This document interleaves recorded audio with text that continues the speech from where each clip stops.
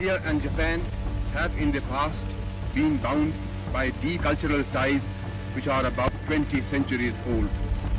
In recent times, these cultural relations have been interrupted because of the British domination of India. It is, however, certain that when India is free, these relations will be revived and will be destiny.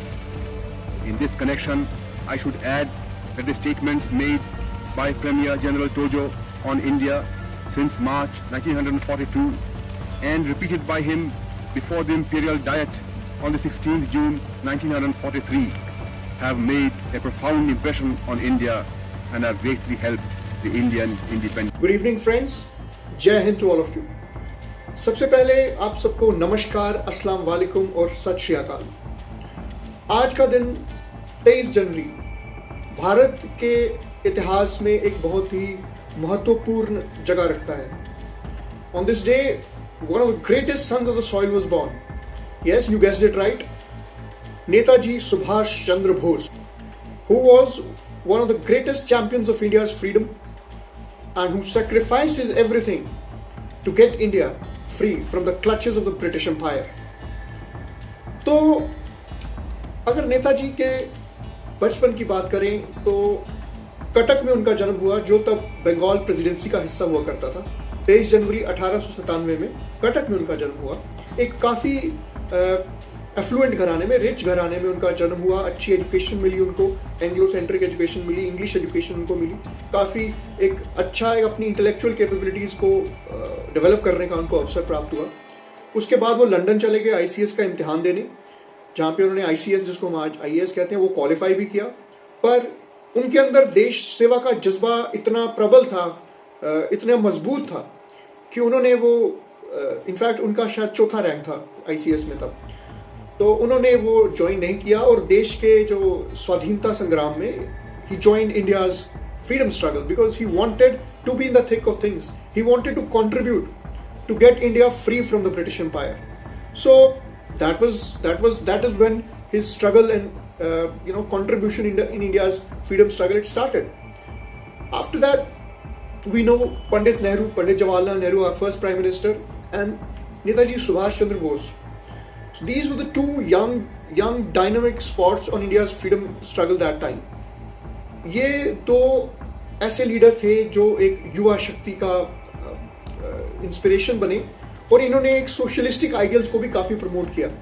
So they were actually not for dominion status.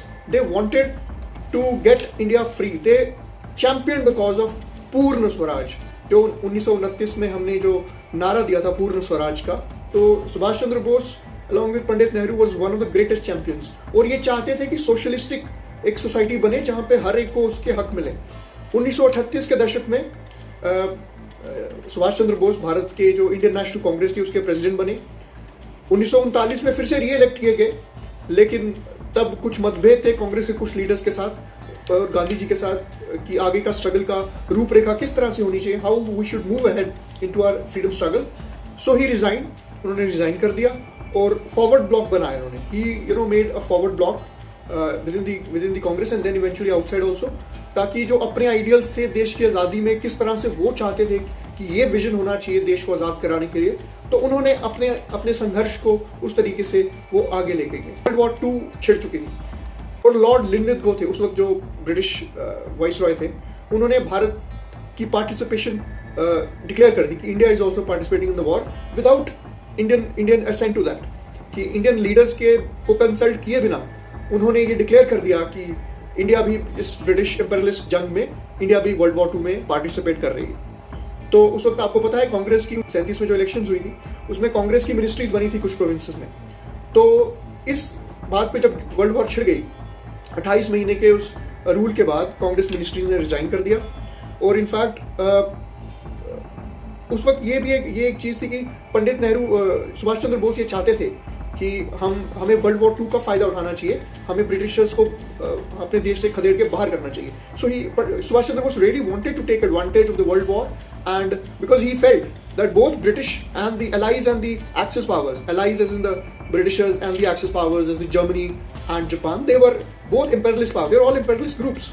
and there is no point that we should stand with Britain if they are denying us the same path. तो उसके बाद बीच में सुभाष चंद्र बोस को arrest कर लिया गया Britishers द्वारा, और उन्होंने तब इनफैक्ट ये एक उनकी स्टेटमेंट है कि रिलीज मी और आई शैल रिफ्यूज टू लिव, और वो आमरण अनशन पे चले गए, फास्ट अनटू डेथ, जिससे उनकी तबीयत थोड़ी खराब होना शुरू हो गई। तो उस वक्त ब्रिटिशर्स ये अपने ऊपर इल्ज़ाम नहीं चाहते थे कि उनकी कस्टडी में सुभाष चंद्र बोस की शहादत हो जाए, वो उनकी मृत्यु हो जाए। तो उन्होंने उनको हाउस अरेस्ट में रख दिया, जेल से निकाल के घर में उनको नज़रबंद कर दिया, हाउस अरेस्ट जिसको हम कहते हैं, और वहाँ पे निगरानी रखी। तो बट उनका तो सुभाष चंद्र बोस के अंदर तो आग भड़क रही थी, उनके अंदर वो जज्बा अभी भी था कि नहीं, मुझे कुछ करना, मुझे यहाँ से निकल के देश के लिए आज़ादी में कंट्रीब्यूट करना है। और फिर उस वक्त उन्होंने एक प्लान बनाया कि मुझे यहाँ से निकल के जर्मनी जाने का उनका प्लान बना। तो अब जर्मनी जब जाना था तो वो अगर समुद्र के रास्ते से जाते थे तो उनको ट्रैक कर पाना बहुत मुश्किल था। उनको पता था कि ब्रिटिशर्स अगर उनके भागने की खबर, अगर उनके यहाँ हाउस अरेस्ट से भागने की खबर ब्रिटिशर्स को मिलती है तो वो सबसे पहले समुद्र के रास्ते से उनको ट्रैक करने की कोशिश करेंगे। तो उन्होंने एक उनके फॉरवर्ड ब्लॉक के एक और सहयोगी थे जो पाकिस्तान, जो करंट पाकिस्तान एरिया, पेशावर के एरिया में, चैन सिंह, या पाकिस्तान पंजाब, इंडियन पंजाब जो कह सकते हैं, चैन सिंह।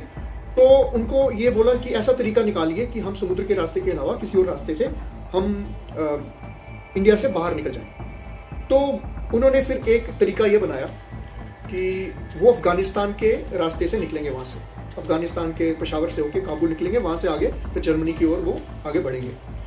उस वक्त उनके साथ उनके कज़न शिशिर कुमार घोष भी थे। तो उनके साथ इन्होंने घर से निकलने का प्लान बनाया। एक दिन रात के अंधेरे में वो शिशिर कुमार घोष के साथ निकल गए, और इधर देखिए वो एक बेस बदल के निकले। वो एक इंश्योरेंस एजेंट के तौर पे और अपनी आइडेंटिटी चेंज की उन्होंने, मोहम्मद ज़ियाउद्दीन के नाम से अपना आइडेंटिटी चेंज करके वो वहाँ से निकल गए। और फिर उन्होंने वहाँ से आगे ट्रेन पकड़ी कालका, फिर वहाँ से वो पहुँचे, पेशावर पहुँचे। जब पेशावर पहुँचे, अब वहाँ पे उनको पश्तो नहीं आती थी। अब यहाँ से उन्होंने फिर से अपना वेश बदला। यहाँ पे वो डेफ एंड डम, गूंगे और बहरे पठान बन गए, ताकि जब भी कभी बोलने की बारी आए तो obviously he has to say that he can not speak, he doesn't speak, because वो पश्तो बोल नहीं सकते थे। तो ये उन्होंने एक तरीका यहाँ से अपनाया। फिर इसके बाद क्या हुआ, अब जब वो वहाँ से निकल के काबुल पहुँच गए, 26 जनवरी 1941 को उन्होंने पेशावर से काबुल क्रॉस हो गए वो। तो ही देवर आउट ऑफ द इंडियन जो टेरिटरी से बाहर निकल गए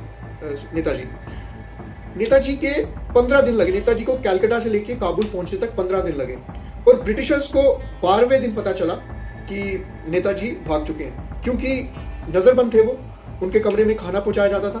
तो उनके जो कजन्स थे वो उनके हिस्से का खाना खा जाते थे, ताकि पता ना चले नेताजी यहाँ से निकल गए हैं। और पता भी तब चला जब उनकी किसी कोर्ट में पेशी होनी थी, और तब ब्रिटिशर्स को पता चला कि ये तो भाग गए यहाँ से।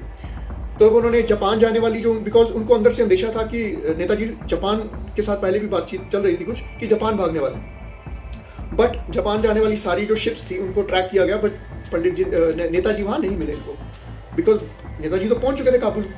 तो अब वहाँ से उनका प्लान था कि वो सोवियत एम्बेसी में जाएंगे, मदद मांगेंगे ताकि ब्रिटिशर्स के खिलाफ। लेकिन जो सोवियत वहाँ एम्बेसी थी, उनको लगा ये शायद कोई ब्रिटिश जासूस हैं जो सोवियत की एजेंसी में इन्फिल्ट्रेट करना चाहते हैं, तो उन्होंने उनको डिनाई कर दिया।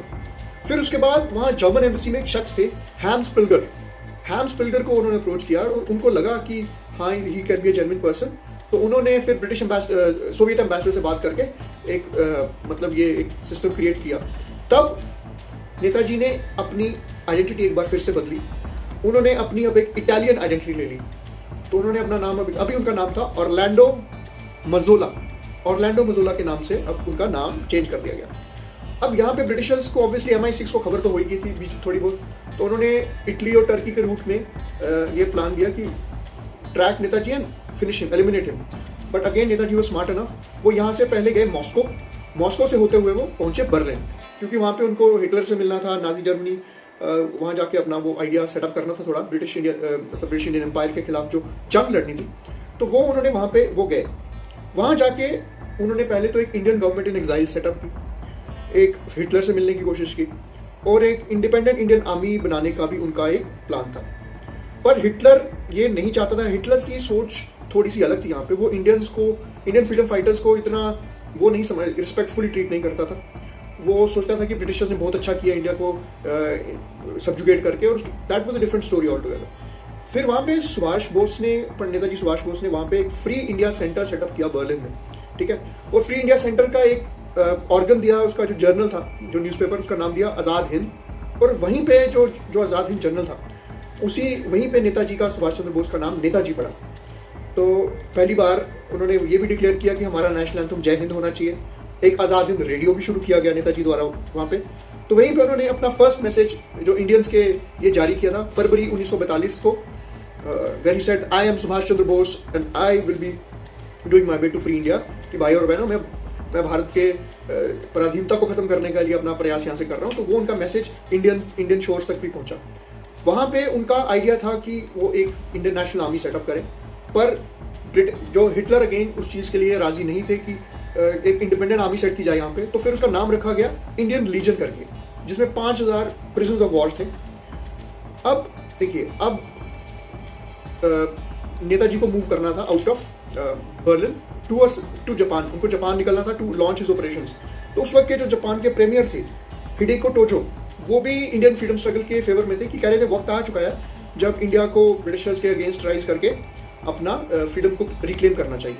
तो 9 फरवरी 1943 को एक जर्मन सबमरीन में U-180 इसमें बैठ के एक शख्स जिनका नाम था मिस्टर मत्सुदा इस शिप में, और कुछ और जर्मन सोल्जर्स इस U-180 सबमरीन में जर्मनी की एक सिटी है कील, वहाँ से रवाना हो गए।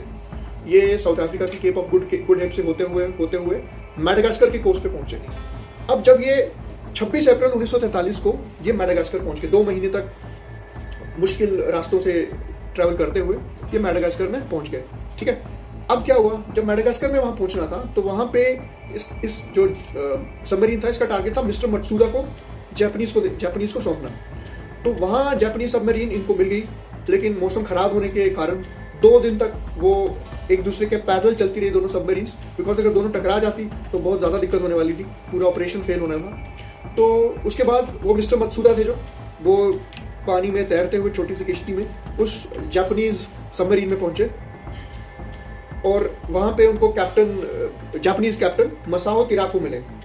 एंड इवेंचुअली वो मिस्टर मत्सुदा कोई और नहीं, अपने नेताजी सुभाष चंद्र बोस ही थे, जो वहाँ से निकल के आपके वहाँ तक जाने वाले थे। वहाँ से वो जापान पहुँचे, जापान से फिर वो सिंगापुर आए। किस तरह से उन्होंने इंडियन फ्रीडम स्ट्रगल को जो चैनलाइज करने के लिए अपना योगदान देना चाहा। उनके साथ जो U-80 जो सबमरीन थी, एक उनके सहयोगी थे आबिद हसन सफरानी, ये भी थे। तो ये ओवरऑल ये अब एजेंडा क्या है, अब हम पहुंच गए हैं सिंगापुर में। अब INA की स्थापना हो चुकी है, मोहन सिंह जी ने कर दी है INA की स्थापना, जिसके बाद थोड़े से कुछ कन्फ्लिक्ट हुए जापानीज के साथ, बिकॉज जापानीज नहीं चाहते थे ये फुल एक बहुत ही ज़्यादा एक्सपैंड करे। फिर उन्होंने डिसबैंड कर दी गई, वो उनको बंदी बना लिया गया मोहन सिंह जी को। उसके बाद रासबिहारी बोस आए, उन्होंने इस चीज़ को टेक ओवर किया ताकि ये INA डिफंक्ट ना होए। और इवेंचुअली जब सुभाष चंद्र बोस पहुंचे, उनका बहुत भव्य स्वागत किया गया, और उन्होंने तभी एक हिस्टोरिक स्पीच वहाँ पे दी थी, जिसमें उन्होंने चलो दिल्ली का नारा दिया। और इनफैक्ट INA का तब मोटो भी था कि इत्तेफाक, इत्माद एंड कुर्बानी, which means unity, faith and sacrifice. उनकी 5 रेजिमेंट्स बनाई गई भारत के जो पॉपुलर लीडर्स के नाम पे, और एक रानी झांसी रेजिमेंट भी थी उसमें। फाइनली 2 अक्टूबर 1943 को सुभाष चंद्र बोस ने गांधी जी का काफ़ी प्रशंसा की, जो क्विट इंडिया मूवमेंट थी उसको सपोर्ट किया, और ये बताया कि गांधी जी हमारे देश के एक बहुत ही इनकी सैक्रिफाइसेस हैं जो देश को नेतृत्व देने में, उस चीज़ की काफ़ी उन्होंने सराहना की। और गांधी जी ने भी तब नेताजी को एक टाइटल दिया, प्रिंस ऑफ द पेट्रियट्स। जो Prince of the patriots title है नेताजी को, वो महात्मा गांधी जी ने दिया। उस वक्त जब ये क्विट इंडिया मूवमेंट चल रही थी, तो मोहम्मद अली जिन्ना एंड वीडी सावरकर, इन्होंने क्विट इंडिया मूवमेंट को ज्वाइन, थोड़ा सा मूवमेंट से अलग होने लगे। तब सुभाष चंद्र बोस की एक पॉपुलर स्टेटमेंट है कि I would request mister Jinnah and mister Savarkar and all those leaders who still think of compromise with the Britishers to realize for once and for all that in the world of tomorrow there would be no British Empire।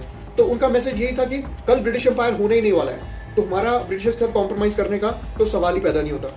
Finally 30 दिसंबर 1943 में इन्होंने वहाँ पे port Blair में तिरंगा लहराया, और फिर आपको पता है एक इम्फाल कैंपेन भी लॉन्च हुआ था, जहाँ पे मोरियांग इन मणिपुर एक उन्होंने वहाँ पे भी अपना तिरंगा लहराया और थोड़ा कैप्चर किया वो जगह इंडियन नेशनल आर्मी ने।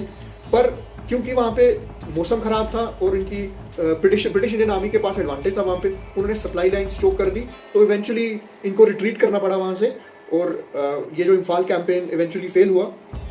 फिर 6 जुलाई 1944 को नेताजी ने गांधी जी की प्रशंसा करते हुए कहा कि I call upon the father of the nation. So this is the first time when Mahatma Gandhi was called as the father of nation. It was called by Netaji Subhash Chandra Bose, asked for help, but eventually what happened, they found that this is not going to work out and फिर वो Japan की तरफ फिर से निकल गए।